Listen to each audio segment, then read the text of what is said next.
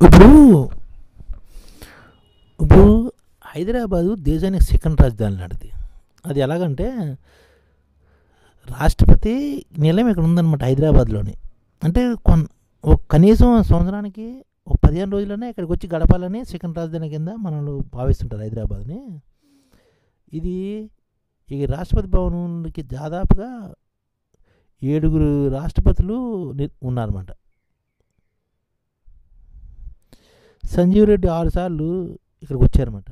నేను సంజీవ్ రెడ్డి, శంకర్ దయాళ్ శర్మ, జ్ఞాని జైల్ సింగ్ ఇక్కడ 2 సార్లు వచ్చారు. కేఆర్ నారాయణ వచ్చారు. అబ్దుల్ కలాం కూడా 2 రోజులు వచ్చారనమాట. ఈ రాష్ట్రపతి అది మన దేశంలో ఉన్న ఢిల్లీలో తర్వాత హైదరాబాద్లోని రాష్ట్రపతి గారికి ఒక నిలయం ఉందన్నమాట. ఇది బొల్లారంలో ఉందన్నమాట. ఇక్కడ 1805లోని బ్రిటిష్ అధికారులు అప్పట్లో వైస్రాయ్కి అతిథి గృహంగా దీన్ని నిర్మించారన్నమాట. దీని సమీపంలోనే ఆంధ్ర సబ్ ఏరియా కార్యాలయానికి వచ్చే రక్షణ అధికారులు ఇక్కడ విడుదల చేశారన్నమాట. స్వతంత్రం వచ్చిన తర్వాత 1950లోని దీన్ని ఏం చేసిందంటే కేంద్ర ప్రభుత్వం తీసుకుంది. అప్పటి నుంచి ఇది రాష్ట్రపతి నిలయంగా మారుతుంది అన్నమాట.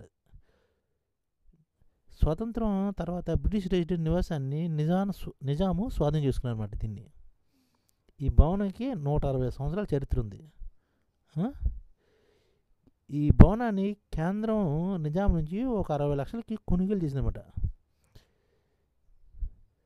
అప్పటి నుంచే దక్షిణాది నుంచి రాష్ట్రపతి పరిపాలన అందించాలన్న సంప్రదాయం మొదలైందనమాట. ఇక్కడ అదనమాట రాష్ట్రపతి. ఇక్కడ ఇందులోనే ఔషధవనం ఉంది, నక్షత్రవనం ఉంది. అశోక్ మొక్కను నాటించి నక్షత్రవనాన్ని ప్రణబ్ ముఖర్జీ గారు ఇక్కడ ప్రారంభించారు అనమాట. అదనమాట.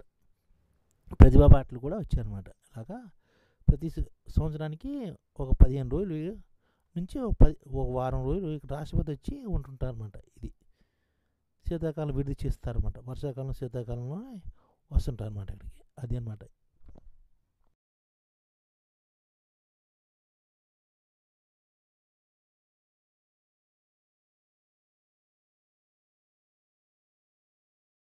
ఈ ఛానల్ ముఖ్య ఉద్దేశం ఏంటంటే మన తెలుగు రాష్ట్రాల్లో 1 కోటి మందికి సంఘటిత రంగాల్లో ఏ విధంగా ఉద్యోగాలు ఇవ్వవచ్చు, కనీస నెల జీతం 30,000 వరకు ఏ విధంగా ఇవ్వవచ్చు, ఏ విధంగా చేస్తే ఉద్యోగాలు సృష్టించబడతాయో వివరిస్తూ ఈ ఛానల్ వీడియోలు వస్తాయి.